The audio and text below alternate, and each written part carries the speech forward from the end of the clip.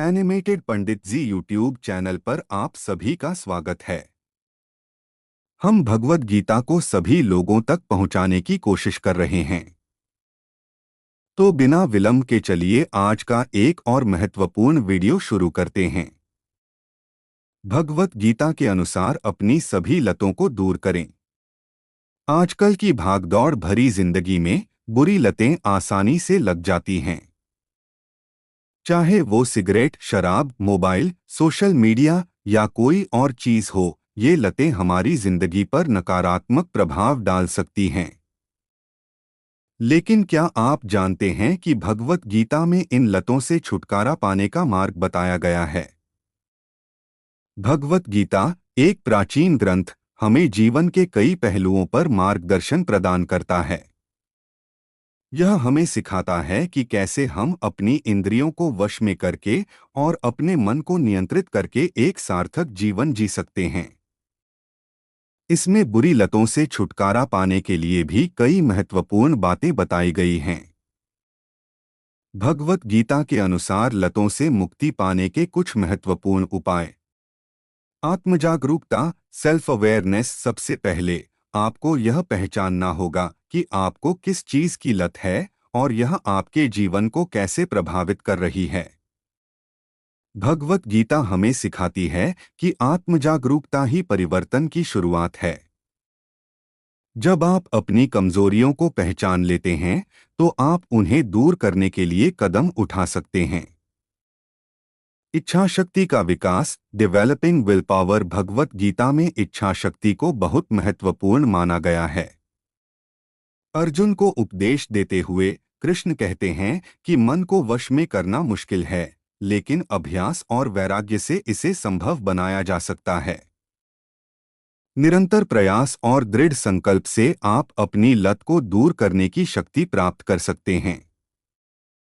इंद्रियों पर नियंत्रण, controlling the senses. Bhagavad Gita हमें सिखाती है कि हमारी इंद्रियां, आँख, कान, नाक, जीभ, त्वचा हमें बाहरी दुनिया से जोड़ती हैं और हमें सुख और दुख का अनुभव कराती हैं। अगर हम अपनी इंद्रियों को अनियंत्रित छोड़ देते हैं, तो वे हमें लत की ओर ले जा सकती हैं। इसलिए हमें अपनी इंद्रियों को वश में करना सीखना चाहिए। सकारात्मक दृष्टिकोण, पॉजिटिव एटीट्यूड। किसी भी लत से छुटकारा पाने के लिए सकारात्मक दृष्टिकोण रखना बहुत जरूरी है।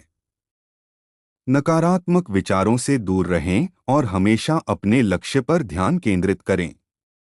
भगवत गीता हमें सिखाती है कि हमें हमेशा आशावादी रहना चाहिए और कभी भी हार नहीं माननी चाहिए। कर्म योग का पालन, फॉलोइंग कर्मा योगा। भगवत गीता कर्म योग के महत्व पर जोर देती है। कर्म योग का अर्थ है फल की चिंता किए बिना अपने कर्तव्य का पालन करना। जब आप किसी लत से छुटकारा पाने की कोशिश कर रहे होते हैं, तो यह महत्वपूर्ण है कि आप निराश न हो और लगातार प्रयास करते रहें। ध्यान और योग, मेडिटेशन एंड योगा। ध्यान और योग मन को शांत करने और एकाग्रता बढ़ाने में मदद करते हैं।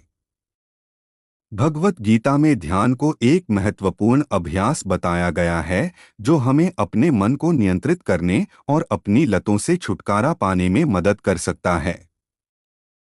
सकारात्मक संगति, पॉजिटिव कंपनी। भगवत गीता हमें बताती है कि हमारी संगति का हमारे ऊपर बहुत प्रभाव पड़ता है। इसलिए हमें ऐसे लोगों के साथ रहना चाहिए जो हमें सकारात्मक और प्रेरित करते हैं। निष्कर्ष, भगवत गीता हमें सिखाती है कि हम अपनी लतों को दूर करके एक खुशहाल और सार्थक जीवन जी सकते हैं। यह हमें आत्मजागरूकता, इच्छा शक्ति, इंद्रियों पर नियंत्रण, सकारात्मक दृष्टिकोण, कर्म योग, ध्यान और सकारात्मक संगति जैसे उपायों का पालन करने के लिए प्रोत्साहित करती है। इन उपायों का पालन करके आप अपनी लतों से छुटकारा पा सकते हैं और एक बेहतर इंसान बन सकते हैं।